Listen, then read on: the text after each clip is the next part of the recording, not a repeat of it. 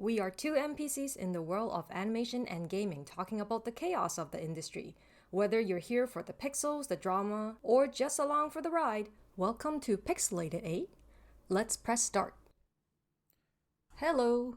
Hello. We went on hiatus for a little bit. We did. It's been a few weeks. It has been a few weeks. Well, life happens, I had a plumbing incident where I had to fix the cartridge on a shower. I had no idea ever done any plumbing, how to do it, what a cartridge was. But I learned a lot, which is great. I guess Google and ChatGPT can tell you a lot now. Absolutely. To me, my rule is always try. Yeah. Obviously, don't break it, or else it's even a bigger repair. Hole in the wall. Hole in the wall, exactly. So I did cut a hole in the wall, but I patched it. Yeah. So it's all good. That's good. I'll put a panel in, so in case I need that hole again, I'm not doing another hole. They should just do panels. Absolutely. Once I learned about this panel business, I'm like, panels are going everywhere. It should be. Everything's in the wall. Absolutely. Yeah. And the one thing I have to say is I'm happy about YouTube and AI, ChatGPT, DeepSeek, whatever you use. The amount of information you can get and learn from it, it's next level. Even finding stores, I'm like, find me a store that's close by. Yeah. Use it all the time to find my dad does it all the time. He'll send me links to close by plumbing stores, plumbing supplies that specialize in the stuff. You see? Okay. Yeah. I never thought about using it to ask for places because, you kind of just go into Google Maps. Yeah. Well, you see, one advantage is you can even tell it to let's say you want to go to a restaurant, right?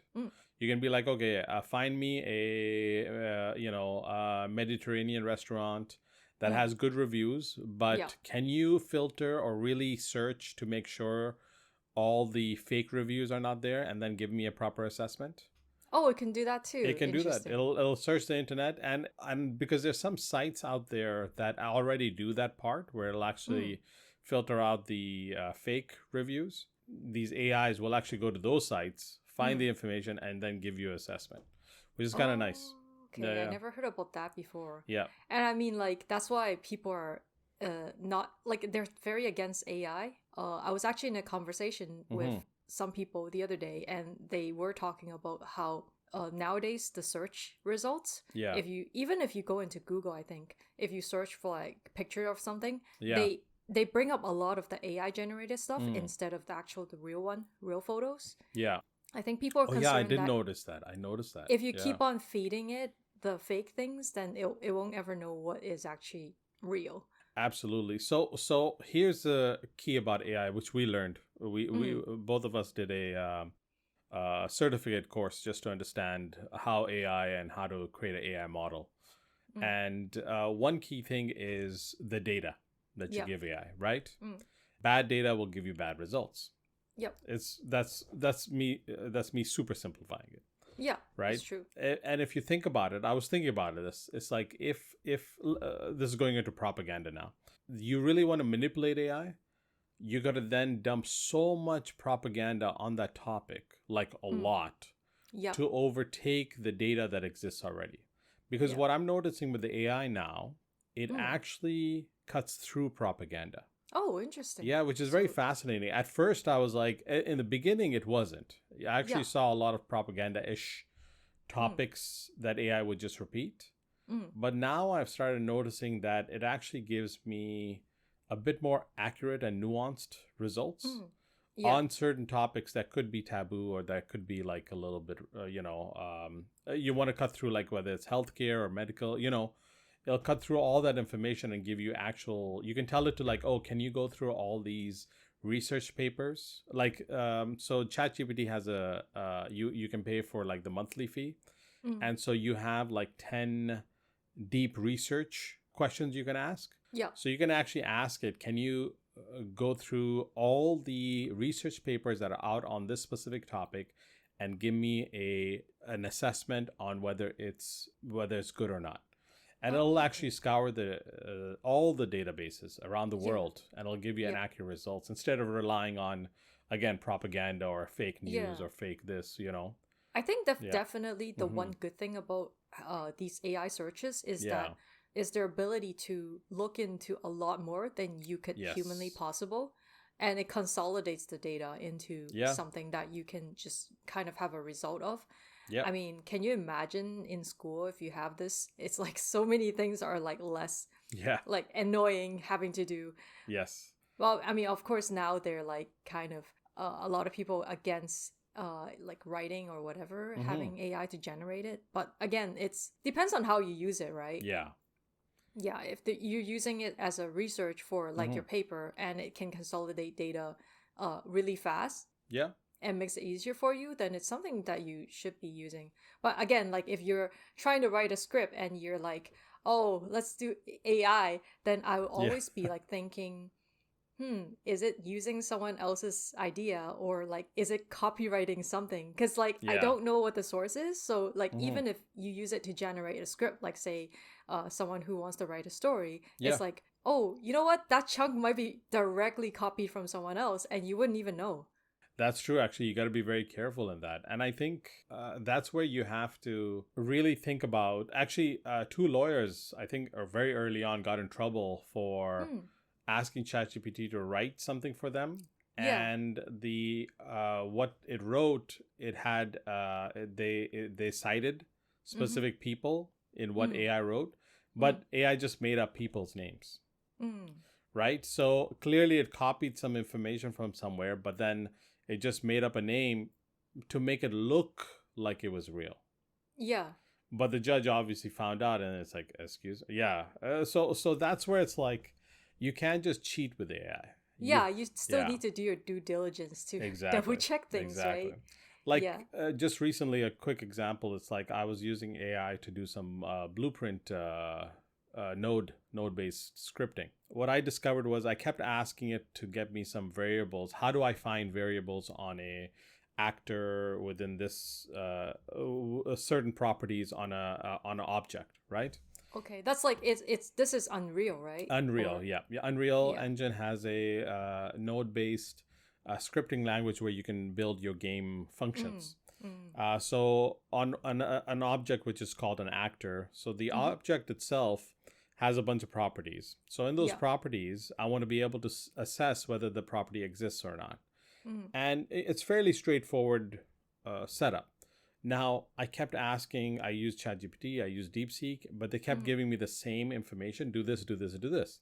Now, one thing what these AIs couldn't differentiate was the type of blueprint I was using. Because there's actor blueprint, there's gameplay blueprint, there's even widget blueprint, right? Yeah. So there's many different types of blueprints, but each one has extra or less functionalities or options. Yeah. So anyways, it was not able to give me, it gave me something, but I couldn't use any of the nodes that it was suggesting because they didn't exist in the specific blueprint that I was using.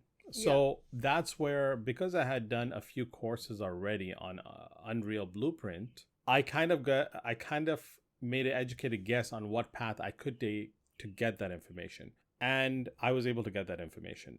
But again, it only happened because I had a decent enough foundation that I knew AI couldn't give me everything. So therefore, I needed to go to another resource that was not connected to AI.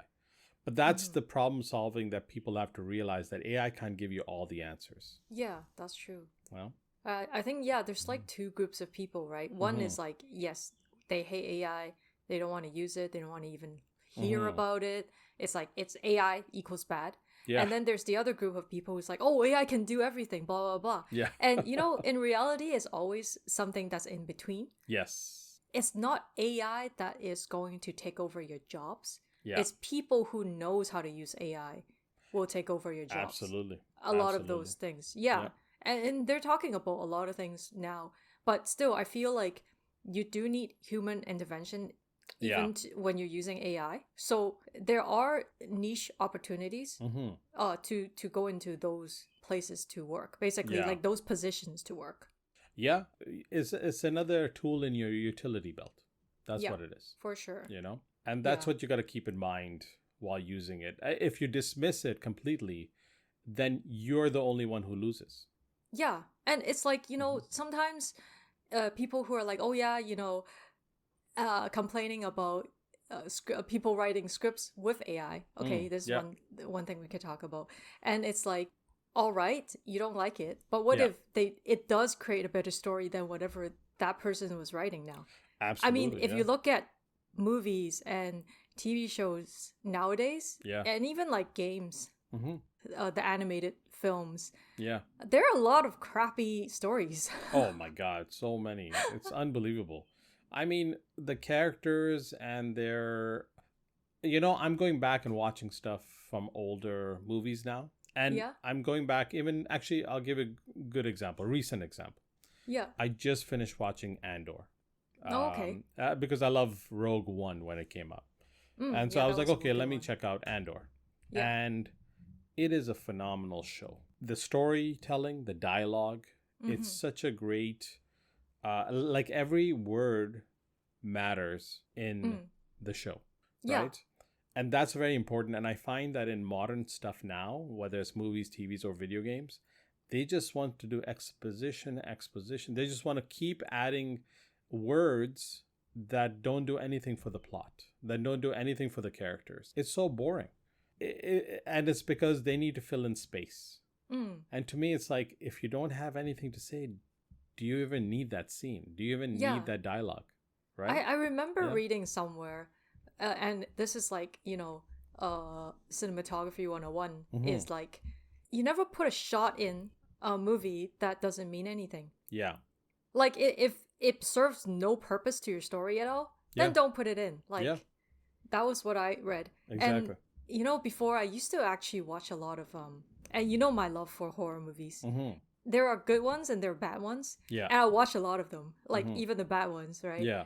And the telltale of a bad horror movie would be like the director just putting shots and random snippets in when it serves no purpose at all. And I'm like, okay, this is like 1.5 hours, but it could have like been shortened to 30 minutes. Yeah. And you would have gotten everything. Yeah. So it's like, that's a horrible movie. But I still watched it. But it's like something you kind of learn to see like what the difference is. Yeah. And actually, it's interesting. This kind of goes into what you said with the timing, right? Like if something can be half an hour or instead of an hour and a half, that tells you how much real storytelling or materials in there, right?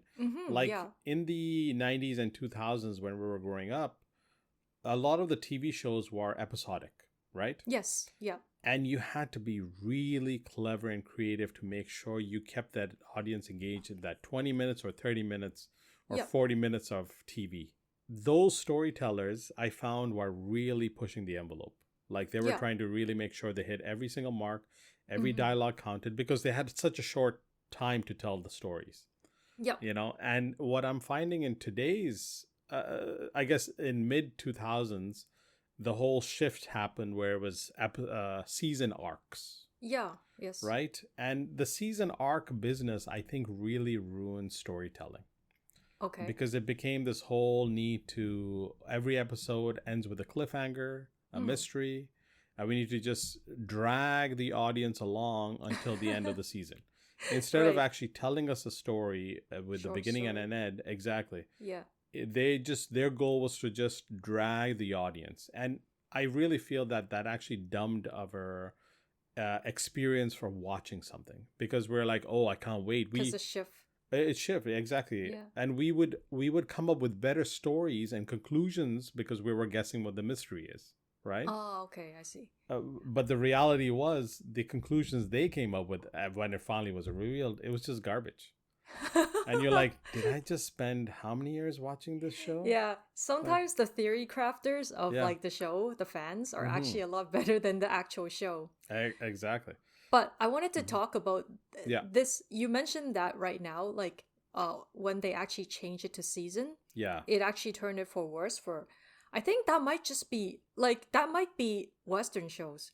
I feel like the shift to season for Asian shows are actually better. Okay. So this is the weird thing. Before, like say in Chinese dramas, in Korean dramas, they actually go up to like 50 something episodes. Oof. So like the general would be like, oh, there's like 54 episodes. I mean, 26 episodes is less. Like, I mean, the Japanese the Gundam series, I remember it was like 50 something episodes for the whole story. And then like a short season would be 26 episodes. That's still like one episode a week. Yeah. That's like how many weeks? I forgot. Like it's a long time basically. But I have a question though. Yeah. Sorry. I have a question though. Mm-hmm. Is the, like, for example, I'm watching My Hero Academia. Yeah. Right? So that's in seasons now. So they learn to do it in seasons. Yeah. But what I noticed was you had average of 6 episode arcs. Mm-hmm. And then a little bit of a filler episode. That's always been the case, actually. That's what I'm wondering. So that's still different from the full season arcs. You see? Yeah, that's true. So in the Western stuff, the whole season was a giant arc. Yeah. Right? Instead of doing a solid 6 episodes where it's like a movie, you tell a really good story with a beginning, middle, and end, right? That's more like... Yeah.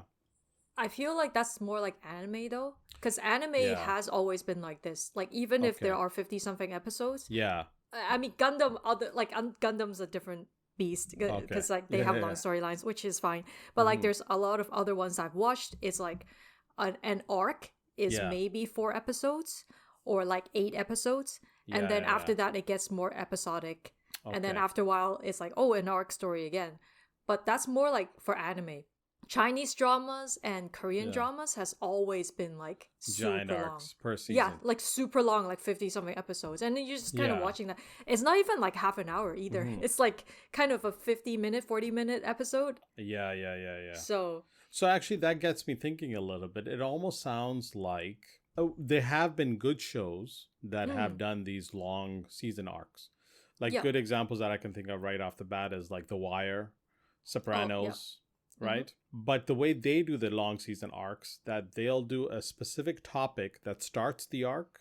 Yeah. But then they'll still do episodic moments, if that makes sense. Yeah, that's true. Right? But then the big arc is just continuing. Now, the other shows kind of do the same thing, the ones I don't like. Like, I'll just say that Lost, right? That's the example. Where they do have a full arc, but then they have episodic. But the problem is with that structure, the way they did it, was that even the episodics ended with some kind of cliffhanger. Oh, yeah. Right? I think cliffhanger became a norm for seasons. Correct. So to me, it's annoying. Like, no, you got to give us some conclusions to something. You can't just make everything a cliffhanger. Yeah. You know? Yeah. And then try to solve everything in one sweep. It's like, it doesn't work like that. Well, do you think it has to do with like it always is like the money involved, right? Like I always told you, I'm a fan of Supernatural. But I always thought it should end at season 6 and that's it. But they just kept on making it. It's like, I think it went into season 13. I don't even remember anymore. Yeah. But it's like, is it because, that show's making money. Okay, let's make a sequel kind of thing. Absolutely. Because if you can have those eyeballs sitting there, then you're getting commercial revenue, especially back in the day before streaming. Right? Yeah, that's true. So definitely there was a money. As long as there was viewership, that show was going to continue no matter what. If you notice Netflix right now, they'll cancel after second season because their metrics are not based on viewership. Their metrics is based on how many subscribers they get. I see. So, I mean, they could release 10 things on the same month, but then if they notice that out of those 10, 6 of them have not been watched and they didn't get that many viewerships, then they'll cancel those shows for the next season. You know, actually, one important thing people always say, or like it's always encouraged, when you're writing a show, do not plan for a second season. Yeah, that's what I think. But like, we've both worked in animation industry and we know that nowadays people do always write with some kind of hook to the next one. Exactly. Because they're always like thinking about the next one. Yeah. And that actually, I don't like that because it's like, it just stops the people from actually thinking about having one complete story and ending it properly. Yeah. Like it just pisses me off. They're always just thinking about a sequel.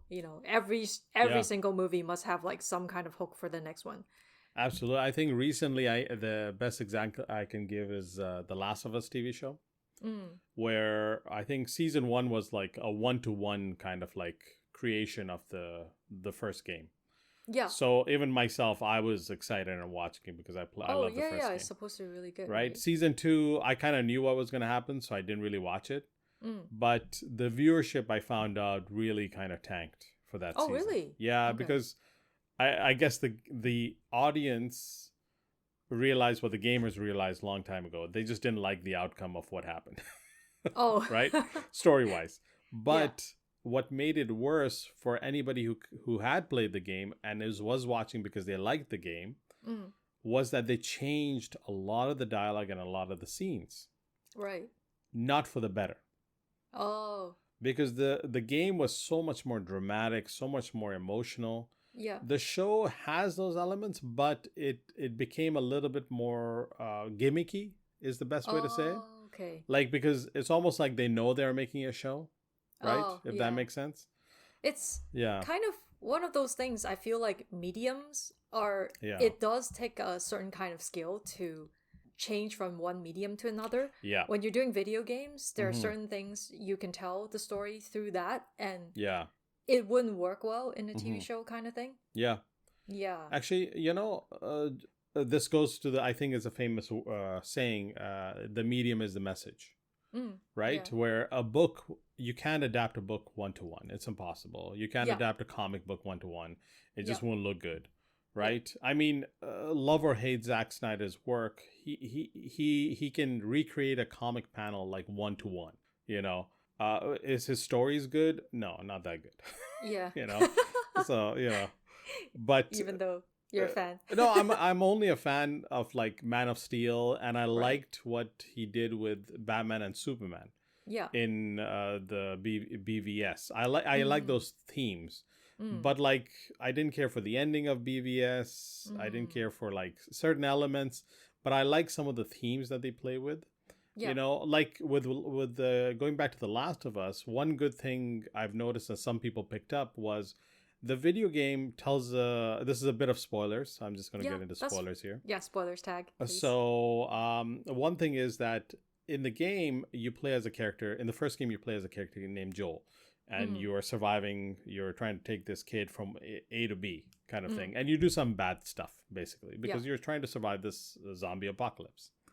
Now, in number 2, what ends up happening is you are now following these two different characters who are at opposing ends of each other. They're literally trying to kill each other, essentially. And what in the game, the message was that what you did in the first game, these two characters don't realize that they're becoming just like the first game's protagonist. Okay. Right? But in the TV show, they're reinforcing the idea that the first game's protagonist is not a nice guy. Okay. So now, because they want to reinforce that theme, they have to change the characteristics of the two characters that are left. You see what I mean? But you had a thematic narrative that flowed between the first and the second game. Now what you've done is you have a theme that worked in the first season, but that theme is not working in the second season because you've changed it now. You've changed the parallel of the whole situation. You've changed the character driving force for the two main left characters, basically. And that's unfortunate because I didn't enjoy the second game, I'll be honest, but I appreciated the themes. I understood what I was playing, and I was like, okay, I get what you're trying to say. Now, was it the right execution? I would say no. But at least I understood what they were doing. With this one, from all the reviews I've seen, they've kind of gone way off. And the reason I bring this up is because they're already talking about season 3. Oh, wow. Okay. Right? Yeah. But the viewership is down. People are not that interested. They might just cut it. They might just cut it. Actually, this goes into something I wanted to talk about, actually. Because in the TV show, they hired... how do you pronounce his name? Pablo Pascal. He's a very charming actor. Very charming. Yeah. Everybody loves him. Right? Like a video game, you can design it any way you want. Yeah, right? For sure. So you can make them a little bit more gruffier, angrier, whatever you want. Now, Pablo, he's a very nice guy. So when you decide to take him and make him the main protagonist of the first season, it kind of works. But then if you make him the bad guy of the second season, it doesn't work. Because you like that actor. You like him because he's attractive. He is, nice to look at while on screen. And he's a very charming guy behind the scenes in interviews, right? So now this kind of goes into something I wanted to talk about, where it's like hiring the right actors. In this case, hiring the right actors, creating the right models for the right stories.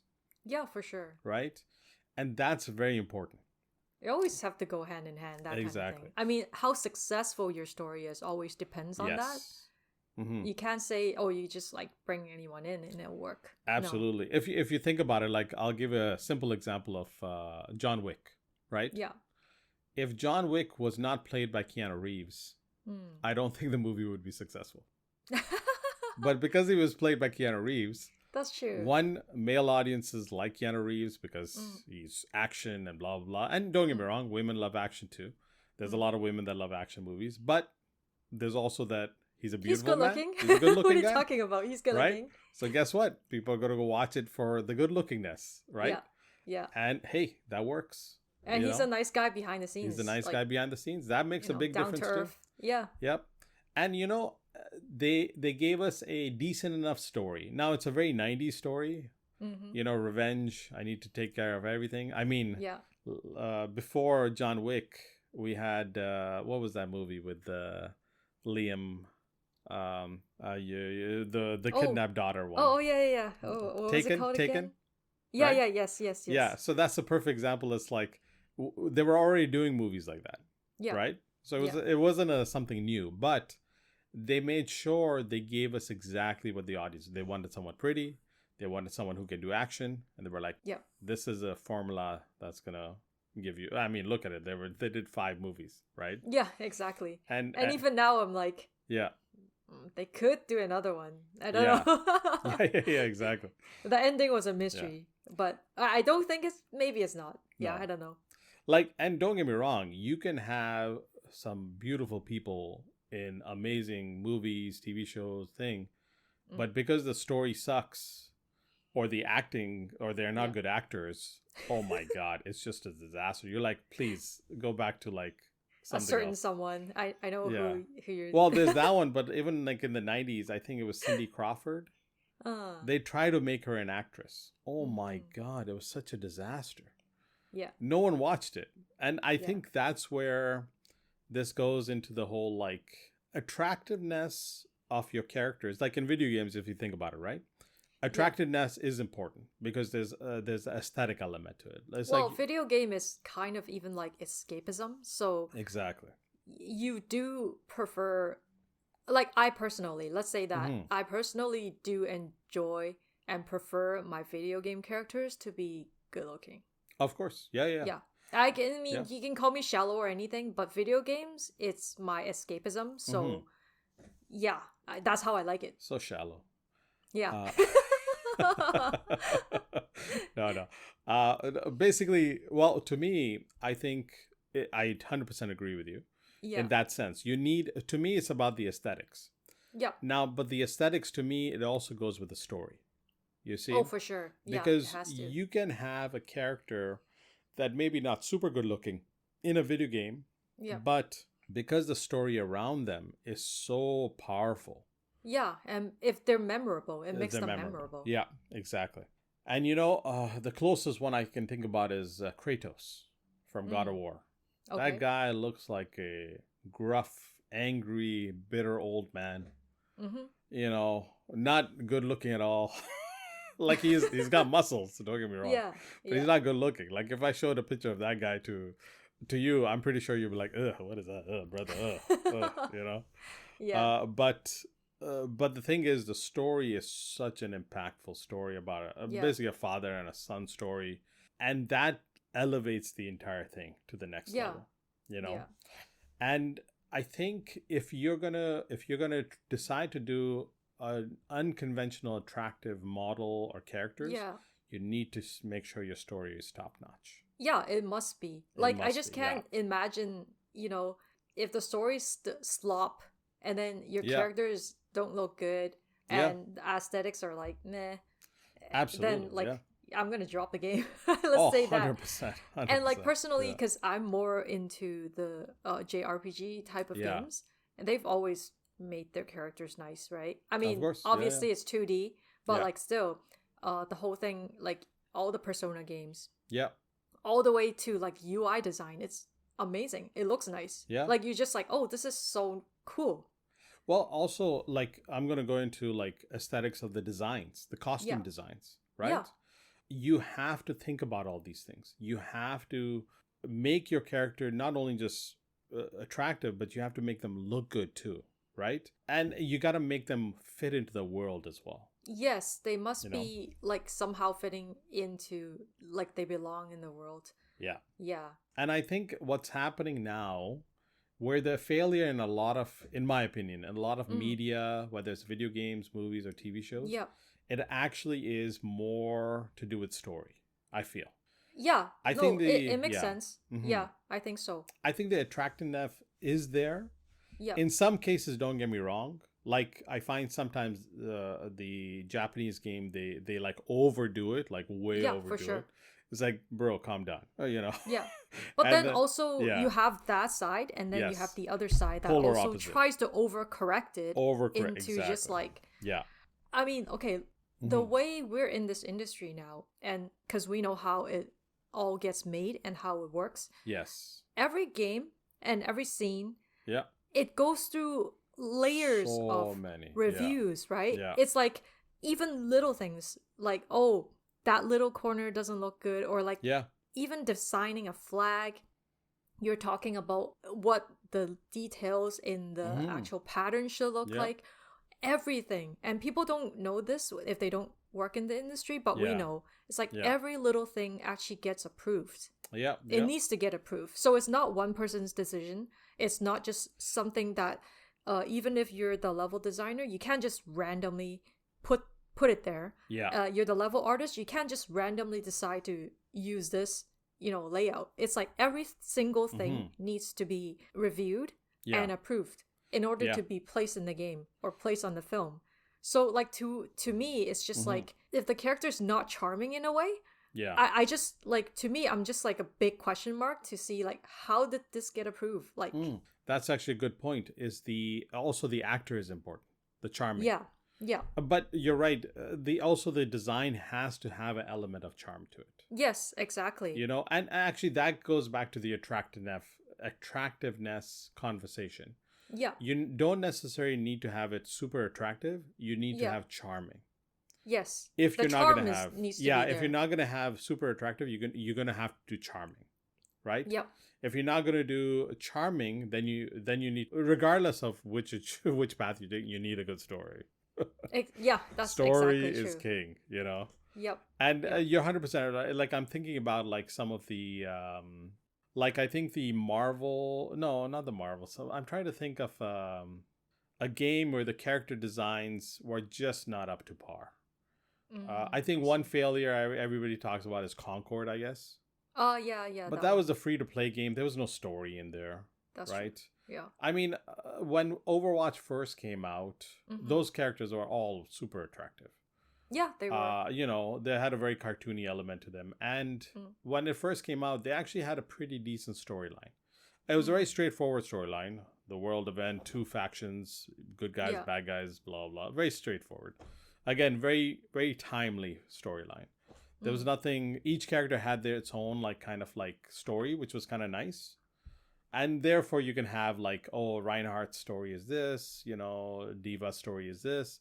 And you kind of start to relate or connect to some of those characters. Yeah. But because everything was so aesthetically nice looking, even the levels and everything.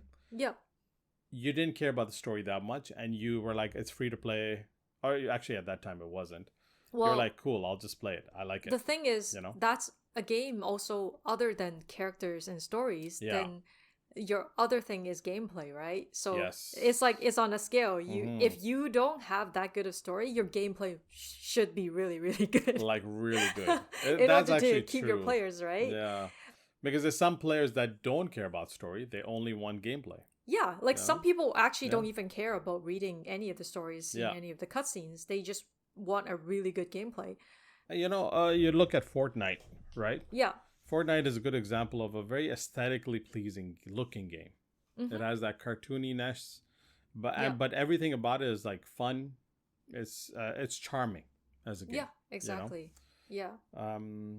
Yeah, it's such a nuanced debate I have to say about this, whether because you can't just have a very pretty character like what's that game, Stellar Blade, I think. Oh yeah, Stellar Blade. I Yeah. haven't played it, but everybody takes that as an example of like overly sexualized. It is overly sexualized. Right. Let's be Yeah. let's be real. Oh yeah, definitely. I mean, if you look at it, it's like I don't even know what the story is.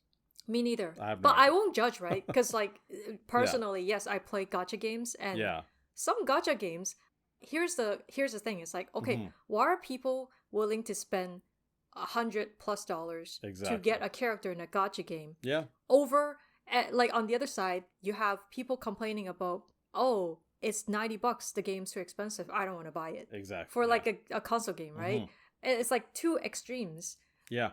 but it's like, okay, well, I could see why people want to get the character for the gacha game. Yeah. It's like, oh, I like them, I like the design, Mhm.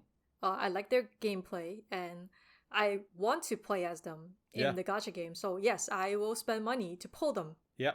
And yeah, people spend hundreds of dollars, up to like $1,000 to get like the Absolutely. full complete version, Yeah. or like, however many characters they need Mhm.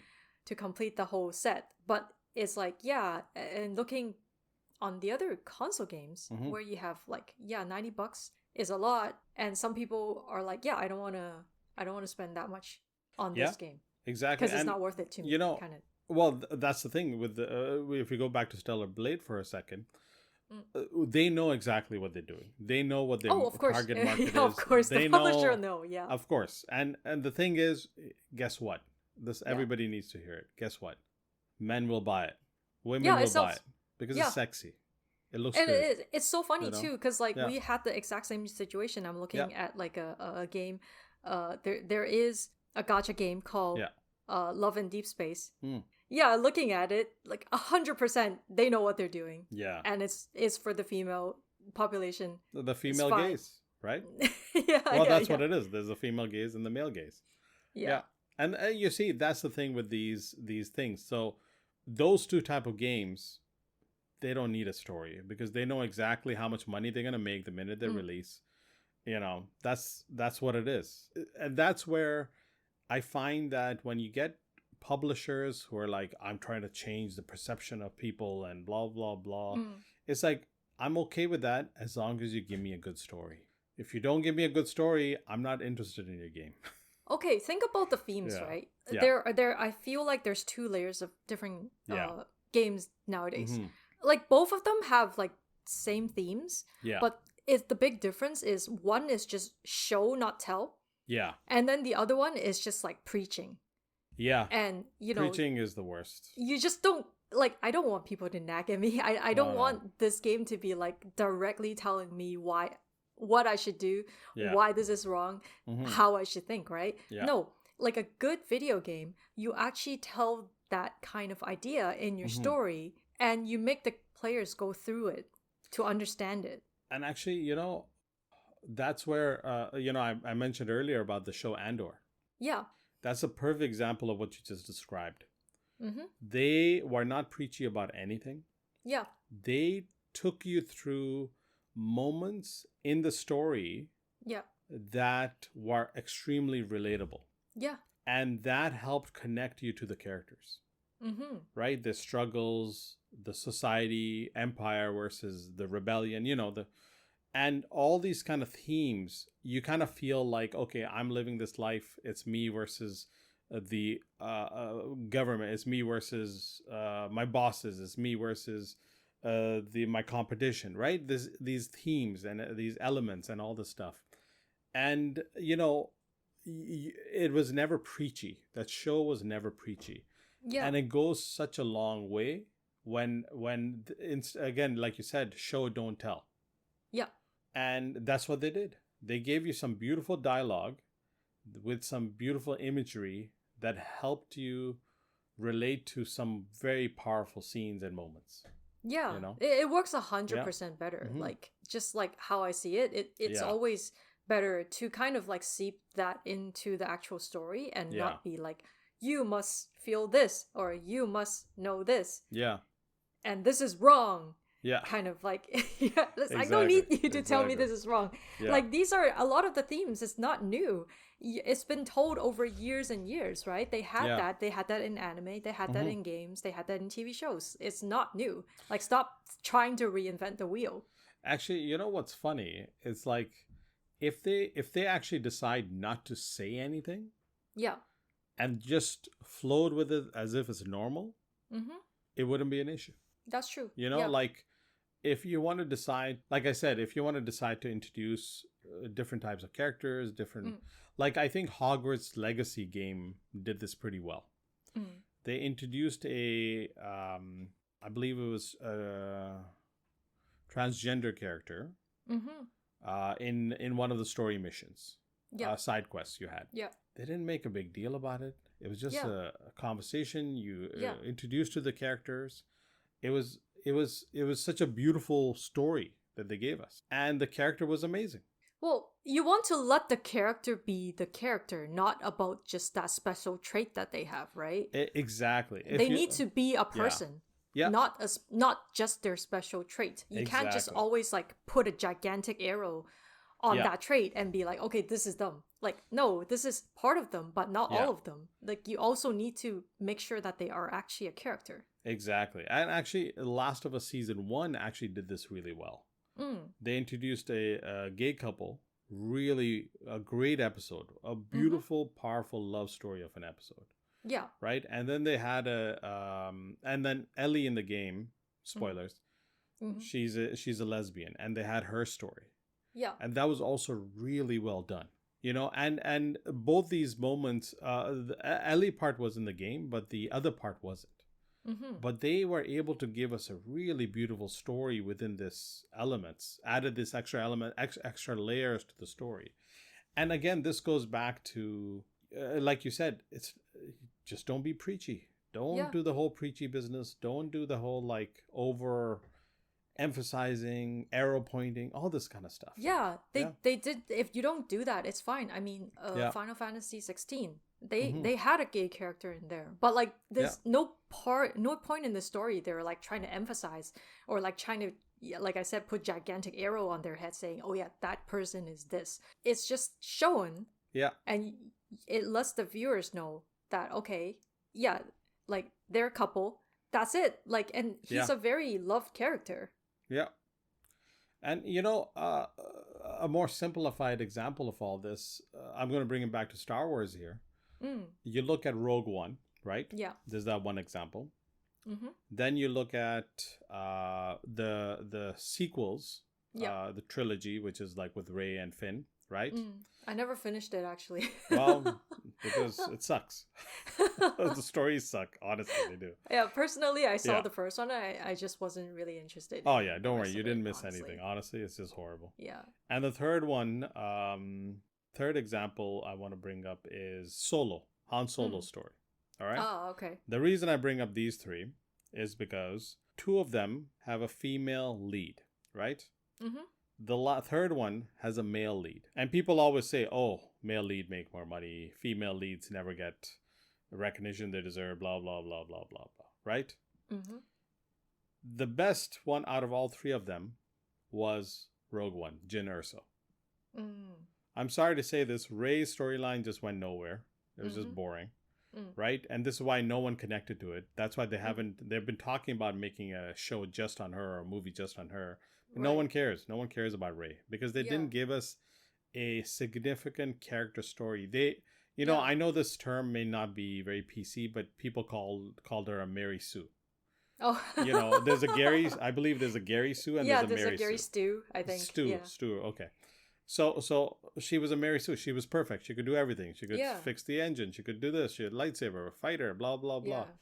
And you see, Han Solo, to some degree, also had the same problem. Mm-hmm. He was a Gary Stu. Like he was a bumbling perfect guy. Oh no, he happened to be in this. Oh, but he solved the problem. No problem. Right? Yeah. Yeah. But then you had Jin Erso, who was such a complex character. Yeah. She hated her father because he worked for the Empire. But she didn't realize that her father didn't want to do it, but she just blamed him. Then she didn't care about the rebellion because she also hates her rebellion. There's so much layers to that story and that character, Jin Erso. Yeah. And then on top of that, there was so many. This is where, in my opinion, it's the diversity works so well. They had Andor, great character. Yeah. Person of color played that character, and then all the supporting casts, phenomenal. Yeah. All different races and cultures who played those characters, and not once did they go like, "Oh, I'm this color, I'm this, I'm blah, blah." No, none of that. They just played beautiful characters with beautiful stories, and they all came together to accomplish a task for this movie. Right? But with those other two, the trilogy and Solo, none of their stories mattered. None of the characters, there was no driving force with those characters. And don't get me wrong, all three of these movies had some beautiful people, all beautiful actors. Yeah. Right? Yeah. And that did not save those movies. Well, that's the thing. It's like nowadays, like the Mary Stews and like the Gary Stews. Yeah. Those kind of characters are like, you can make a show out of them. It'll be comedy, right? The one that worked really well is like One Punch Man. You got the perfect hero. He always just punches villains to death in one punch, and nobody can win against him, and he's sad because he never gets a good fight. But there it is. You just said something. Yeah. He has a personality where he feels sad about it. Yeah, exactly. Right? A Gary or Mary Stu would not feel sad about it. Oh, that's true too. Yeah. It'd be very boring the whole time. Right. It's like, so it's like that there's materials to be made, but like you gotta have a good story to bring out the character. Exactly. Yeah, a lot of it is about that and how you use their character. Yeah. And, if there's any young writers listening to this, I will say one very important thing. Please read books, get ideas from the books. If you're like me, who just watches TVs and movie shows, when I come up with an idea, it's going to be based on some TV show or movie show. It's not going to be that good. That's why I'm not a writer. You see what I mean? Yeah. And it's like, you gotta do your research. I still remember when I was in university and I was actually writing an essay on, as well as doing some paintings on like Greek mythology related topics. Oh my God, I did so much research. I read the Iliad, I read the Odysseys, I read everything I could about all the Greek gods. I understood it so well, the whole idea that, the Odyssey and Iliad is just a bunch of gods being jerks and playing chess with humans, basically. Right, yeah. And before then, I had no idea. I thought it was just cool, But after that, I was like, oh, I get it. That's kind of deep shit, that kind of thinking. Yeah. But that's because I did that research. And then I watch something like Star Trek, for example, The Next Generation. Yeah. Right? And I look at some of those stories, some of the episodes are so powerful. And it's funny because I look at, there's a character named Q. He's all powerful, all being perfect creature, alien. Yeah. And what does he do? He plays chess with humans. He plays games with them, trying to figure out how to make them tick. What's going to make them, I was like, oh, that's where this is how the ideas flourish. Because clearly someone who came up with Q might have read maybe Iliad, and they're like, oh, I'm going to have a godlike character who likes to play chess with humans.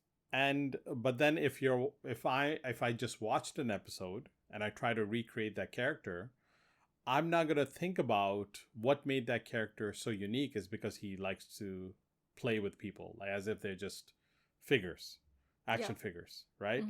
I might be like, oh, I need to make this character this way and that way. I'm going to try to do an epic story where that character is now trying to take over the world. And now I need the, all the Enterprise and the rest of the Federation show up just to destroy. this one Q character. You see what I mean? Mm. Suddenly I've taken a character that's all about like godlike mischief, manipulation to like, oh, I need a big giant battle at the end with all the starships in the galaxy. Right? It's like, wow, please, come on, man. Yeah. Where's the nuance? Where's the, Yeah. I feel like yeah, research is a thing because I always heard about people writing novels, right? Yeah. And the biggest chunk of their work is not writing the novel, is actually all the research that they need to do to like make sure that stuff they write is accurate, or like if they're basing it on something that actually makes sense. Yeah. And I guess my advice would be like, don't overlook other things. Like there's no best sources, right? Because I know a lot of in our industry, most of the cinematography and everything, and they always just study old good movies. Yeah. But if you're actually working in a gaming studio, go play other games. Like go and look at what other games do well in the storytelling, right? It's not just, your console games. You can have like other games and they might still have good characters. Like why the hell is some gacha game selling so much money, earning so much money selling a character? I can tell you some characters have really good storylines. Like the Star Rail that I've been playing, one of the characters I really like was this person. He comes out and you're like, oh my god, this guy is like a very flamboyant and he talks like a jerk and everything. His storyline was like, oh, he got raised up in like a planet with like no resources, and he was like kind of like his tribe was kind of like a gypsy tribe. Yeah. And they always had like they're always at war with another clan, and this kid was born with a lot of luck, and he's always good luck is always on his side. Yeah. But the problem is like his whole family died. Oh. Okay. But he's alive. Oh. And because it like was luck. It was luck. And luck kept him alive, but his whole family died. And he's trying to kind of get revenge. But like even then, like he got sold as a slave. The slave owners was like, oh, they just bought a lot of people. They're playing games with them, and they're getting these slaves to kill each other as pastimes. And he won because also he had a lot of luck. And it was just like, oh, you got this character, you kind of understand it, but it's such a good storyline because he's like, there's so much depth in a character. Yeah. And you kind of understand, oh, you know what, like this is how he acts, but it's kind of like a front. Yeah. In that storyline, he was like, he's actually always wanting to die, but he can't. Okay. Because he's the last of his clan. Okay. And it's like, oh, if he actually went for death, then like he's not proud of himself.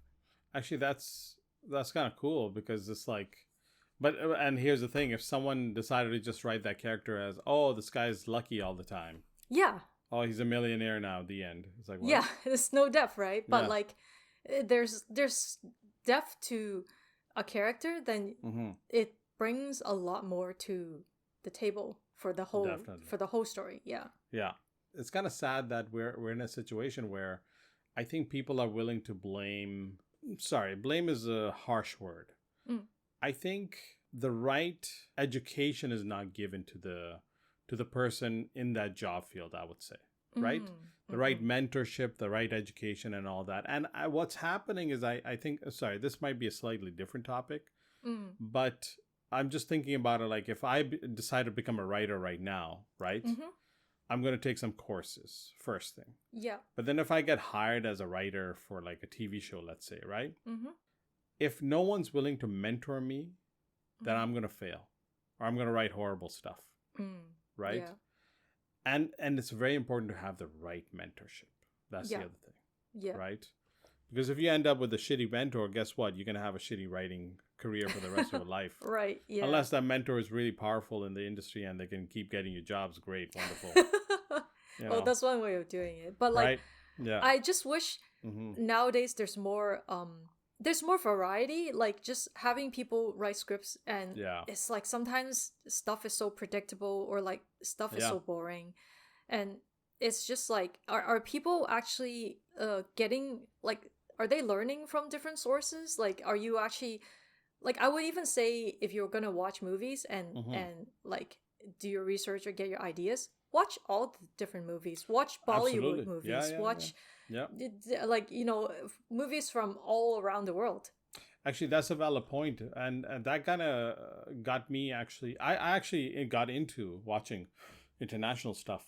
Yeah. Because of Netflix. Yes, And Netflix maybe, did a good job in actually yeah. introducing a lot of those materials. And I used to sail the high seas back in university. I won't say what that is, Yeah. But I mean, because there were international stuff that I just couldn't get here, so I had to watch stuff. Yeah. And there was such amazing story. I still remember one movie I watched. It was an action movie, Brotherhood of the Wolf, French movie. Oh, Okay. phenomenal! It's a werewolf movie. Oh. But it was a really well done story surrounding this whole, like, I won't spoil it. It's a very good movie. Definitely watch it. It's like a horror-ish, and then also like a murder investigation going on. Yeah. Very good. Yeah. Set in like early days or like I guess when medieval ages France kind of thing, right? Yeah. But yeah, you're right. The international stuff, getting more comfortable with international stuff. And, I'm a guy who watches dubbed. I'm sorry. How dare you? I know.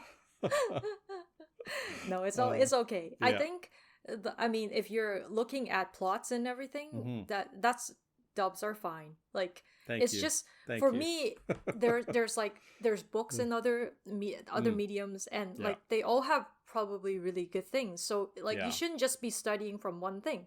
Like people go back and forth and just kind of referencing the good movies, quote unquote. And I know they're good movies, but it's like if you're all just kind of putting yourself in that one little nook and just watching those things back and forth, then you don't get anything new.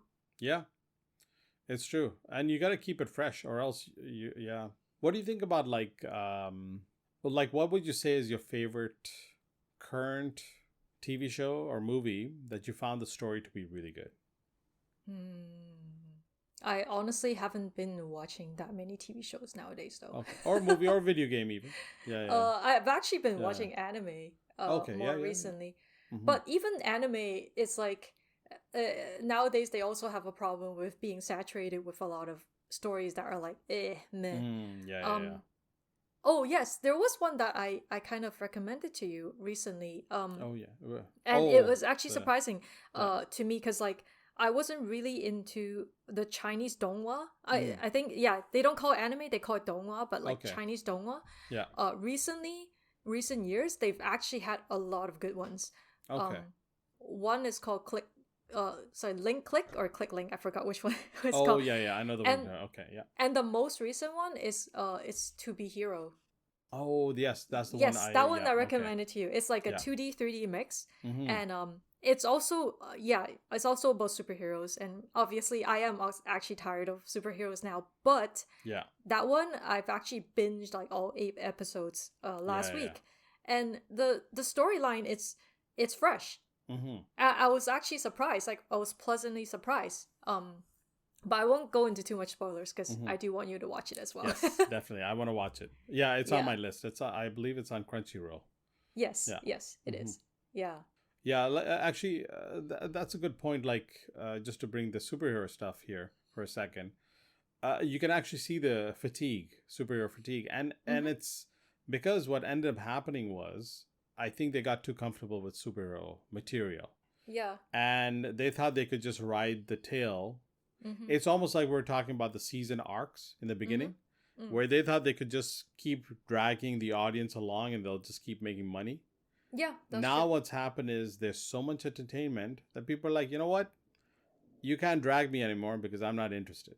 Yeah, exactly. And it's just so much things you can just go to the next one, right? Anime too. It's just like, I only watch maybe 1 or 2 things and it has to be good. I'm not going to sit there watching something that I won't enjoy. Like even mediocre ones, it's like, nope, saw the episode 1, I didn't like it, okay, close, never watch it again. And that's what these movies, TV, whatever, gaming have to realize. Like in gaming, you gotta convince me the first 20 minutes of the game is good enough for me to continue. Yeah, that's true. You gotta hook me with that story. If you don't hook me with that story, That's it.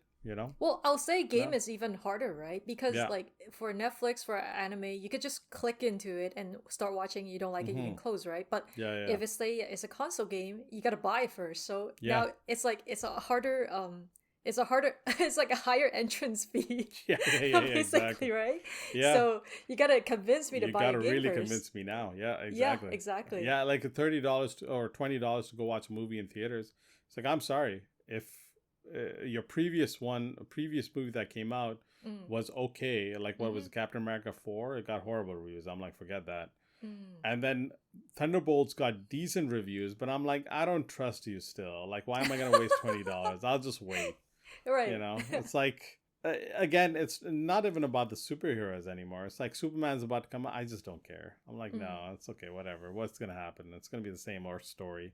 Actually, from the trailers, it literally looks like it's the same story from Batman v Superman, where like Superman has to contemplate what he's done. He gets arrested. Blah blah blah. It's like, oh my god, come on. Yeah. Why just repeating the same stories?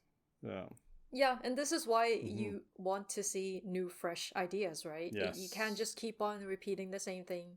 And I mean, that's part of the reason why I wasn't interested in the first, was it Force Awakens, what it's called? Oh yeah, that was a remake. Of the, I was like, exactly. After watching it, I'm like, are you kidding me? They just remade the first movie? Yeah. But people were so hyped. They were so hyped. And I know, like, I remember you guys were like, in studio at the time, people were super hyped about seeing it, and like I wasn't really a big fan to begin with, so I was like, okay, I'll see it. And then after I see it, I was like, I'm not that impressed. No.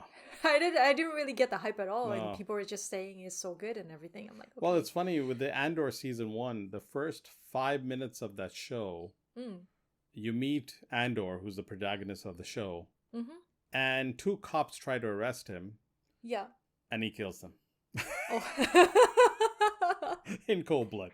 That's the start of the show, and I'm just like, well then, okay, I'm watching this. You got my interest. Go on. I'm gonna put this right here, and we can probably talk about this next time as another topic. I think this warrants another episode of like a whole thing. Morally gray characters are one of the most interesting characters you could ever have. Definitely. I'm sorry, they are. Yeah. Oh yeah, 100%. Memorable and like interesting. People just And I'm gonna bring one last topic, one example up. I think we've talked about this character a lot, Captain Marvel, right? Now Brie Larson, she's a great actress, and I've seen her play some great morally gray characters in some of her indie movies. I see. Right? Yeah. But then what they did with Captain Marvel, it was like, oh my god, what is this garbage? Yeah. I unfortunately I didn't see the charm, and that might be why, because I never saw her other movies. So to me, I only saw Captain Marvel, and it was so flat, that movie, the character, her acting, and I didn't like it. Well, sorry, her characters weren't morally gray in the other movie, but they had layers. Like I still remember watching a movie called Short Term 12. It was so good. And I was excited when she was cast as Captain Marvel. I was like, oh, this is going to be good. And I was just like, what did they do? What kind of boring ass story is this? Yeah. So I've been swearing a lot in this episode. No, I think it's totally fine. Yeah. And I mean, like, actually, I'll say this, one of my pet peeves, and I think Captain Marvel was one of the pet peeves that kind of got me, is that whenever they make a movie, and if they actually had like bad results, and like, oh yeah, it didn't make that much money, it's not good, it didn't turn out well, they blame it on, hey, like, why are you guys not liking this movie? Is it misogyny? Like, are you not liking, because they blame it on the audience. And I like, this is my pet peeve. It's like, don't use my gender as an excuse if your movie's bad. Like, why don't you look at the plot? It's actually not a good movie. Like, being female myself, yes, I'm like, I am into feminism. I am into girl power. I do want a good female character. But like, if your movie is crap, it's crap. Right? Actually, you know how I brought up those 3 Star Wars examples? Yeah. Perfect thing. You got a male protagonist, crap movie, doesn't matter. Yeah. You got a trilogy with a female protagonist. I'm sorry, boring. Fans don't like it. Exactly. I mean, if fans liked it, Disney sure would have made another one. Yeah, and exactly. To me, it's just like, don't make it into a gender war when it's just because your product is not good enough. Like, you can't use that as an excuse. Exactly. But Rogue One, Jyn Erso was a great character. Yeah. People love that movie. Yeah. People were shocked it made $1 billion. They were like, what? A standalone Star Wars movie not connected to the Skywalkers? What? Yeah. I don't know. It's just really interesting sometimes, like looking at how media and how they are looking at the results of some things. And it just makes you think, it's like, okay, why won't these guys ever reflect on themselves if they actually make a bad script, if it's not a good movie? Don't blame it on something that's not related. Well, I'm going to say something, I don't know how controversial it is, but these industries, like we worked in them, they live in a bubble. Yeah. They don't actually see the reality of the conversations that are happening online. If they see the conversations, they automatically assume they're horrible people. Yes, hate speech or whatever, speech. Right? Like, so it automatically becomes this, like, we're just going to hate on this fandom as a toxic fandom. Yeah. And it's like, I'm sorry to tell you this, but if you call this toxic fandom, this is the fandoms that has kept your brand alive. Yeah, exactly. This is the reason Star Wars has lived so long, because all this quote unquote the toxic fandom you talk about have been buying all the toys for decades. Exactly. All the merchandise. Even Ghostbusters is a good example. Yeah. It's like, you call them toxic male viewers. That's why the movie bombed. It's like you literally insulted them before the movie came out in the press. This is the same audience that literally buying every single Ghostbuster merchandise that ever came out. Ever. And then you wonder why. And then, 5 years later, they made a remake that was connected to the first two movies. And everybody... sorry, not a remake, a sequel. And then it was successful. And it's like, oh, hold on. What happened to your whole narrative that it was the toxic fandom? Yeah. Right? You can see the bubble they live in. They try to lie to themselves so they can not blame it on themselves that they failed at something, basically. I mean, that's a weird phenomenon, but you see it a lot in our industries, is that unfortunately you do get a lot of patting themselves on the back. Oh my God.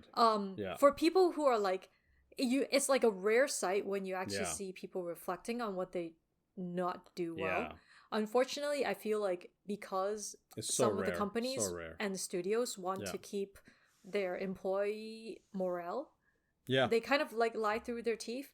When sometimes I feel like the better thing to do would be like, hey, we didn't do so well here. We must learn from this. Like, what's wrong? Oh, yeah. Yeah. Instead of saying, oh my God, that was so much hate. I don't know why there's so much hate online, blah, blah, blah. Yeah, exactly. It's like I can tell you.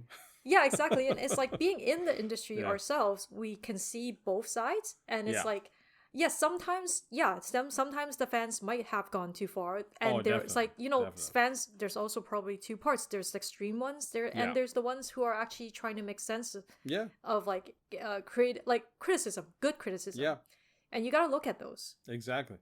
And, you look at, in the job field that we're in, like you said, how many times did we see that the blame was dumped on the devs? Yeah. Like, the executives would literally blame the devs. I'm like, hold on. You're the one who greenlit the story. Exactly. You're the one who did the marketing. I have nothing to do with it. And like what we said, right? Yeah. It's like everything we do go into so many layers of revision and approvals and reviews. It's like, if you're going to have to blame someone, everyone gets the blame, because who sat on those reviews? Anyone who says yes to this, and if it was a bad choice, then everyone gets blamed, right? Of course, exactly. That's why I always I always give notes. I always give notes when I see something. Yeah. I'm like, I think this should be like this. And hey, guess what? People say no to me. I get no's all the time, but hey, at least I spoke up. That's all. But I think a good policy in the studio, and I wish a lot more studios do this, because a lot of studios don't, is that when their workers actually work on a project and they see something not good with the story that they're working on, with the game they're working on, like some horrible design, they should have a way to say it, to tell to upper management or like whatever the echelon is to tell them, hey, this is not a good story, you shouldn't do this, or like, hey, this gameplay is crap, we should change this up, right? But the problem is a lot of us who are underneath is like, you can't even say a thing because some of them are afraid, oh, you don't want to piss off whoever that came up with this idea because they're really proud of it, or like, oh, you can't even say that because the director loved it, and it's like, oh, okay. I would love to have like anonymous feedback. Exactly. Yeah, but honestly, at a workplace, always remember nothing is anonymous. Yeah, that's the sad part too, and that's why a lot of people can't outwardly say anything, even though and there's situations, right? You're currently working on a project and it's not going in a good direction, but you can't say no to it because we don't decide the story, we don't decide the script, right? And I've seen so many times, like, I'll come up with like an idea to solve a problem or solve a story problem, and literally I get rejected on the idea. Yeah, because, and yeah. Well, egos, right? There's a lot of egos in the industry. Yeah. And because my thing has always been, look, I'm part of this team. I'm part of making this thing. I want to give you, I want this to be super successful. Yeah. Plain and simple. Yeah. I want it to be successful. And like most employees do think that way, right? You want it to be good. And that's why like we spend so much time fixing the bugs and trying to make stuff smooth. Yeah. So it's like, why not also like taking our ideas in for like, hey, this point of the story sucks. Like, can you please change it? Exactly. Right. And I think that's where I'm hoping if you get a good writer, they can solve a lot of problems. A lot of because the thing with, especially with video games, let's say, right? It's such a different medium. Right? It is actually. The player is controlling the character. They can do so much stupid things. You can follow the story, maybe not, they do side quests, right? Yeah, exactly. So how do you make sure that flow is nice? Yeah, and it's hard. Actually, sometimes it is a pretty hard problem to fix. Like, you get into situations where you want the scene to be happening, and then you're like, oh no, I want a character to be able to, I want you guys to be able to move, but you can't. It's like, oh, but you want them to see this. Yeah. But they can run away. And it's like, okay, you must think of a way to keep them there, kind of thing. Yeah, exactly. And I think a lot of players don't realize that we're constantly having to deal with these problems. And I mean, I recently had, during work, I had the pleasure to actually talk to like the narrative writers, right? And I think the project I'm working on, I get to talk to them, and there's a lot of things you end up seeing, hey, why did they put it this way, or why did they write it up this way? And they will have answers for you. And sometimes it's like, oh, it's tech constraint. Sometimes it's like, oh, we want this to happen, that's why we write it like this. But there's like a lot of things underneath the hood that I wish, like, you can actually say, this part doesn't make sense. Can we like look at making it better? Can we have a better story point here? I wish we could actually do that more. I totally agree. It would be nice to be able to, but our industry's unbuilt like that, unfortunately. There's just too many chefs, too much going on at the top before it ever comes to you, kind of exactly idea. So it's almost better to, like, unfortunately to say this, put your head down a little bit, speak up, but be polite, because maybe once in a while your ideas will go through, but if they don't, hey, just move on to the next one. Don't get so bogged down on a specific thing. That's the other thing I find people don't understand. It's like, just because you came up with an idea doesn't mean you're married to that idea. It's just an idea. Ideas come dime a dozen. Right? There's a solution to a lot of problems, so it's very fascinating to me. It's like when workplaces get obsessive, that they start worrying, oh my god, this person might get offended if we can't get rid of their idea. And it's like, what? That's the I almost feel like that's ever. The worst. That's the worst situation you can get into in a studio. Yeah, exactly. Is that your whole environment makes people unable to very give criticism. That's like the worst. That is the worst. I totally agree. Because, and then on top of that, if you have given an idea and everybody's approved it, they liked it, they then get afraid to tell you, no, we need to shift gears. Yeah. And it's like, you then start realizing, wait a second, you're not the problem. They're the problem because they have created a scenario in their head that doesn't exist. Yeah. They're afraid of their own rejections that they're projecting, Yeah. Anyways, that's a whole different topic. Yeah, I don't know. We can expand on that kind of thing for another episode, definitely.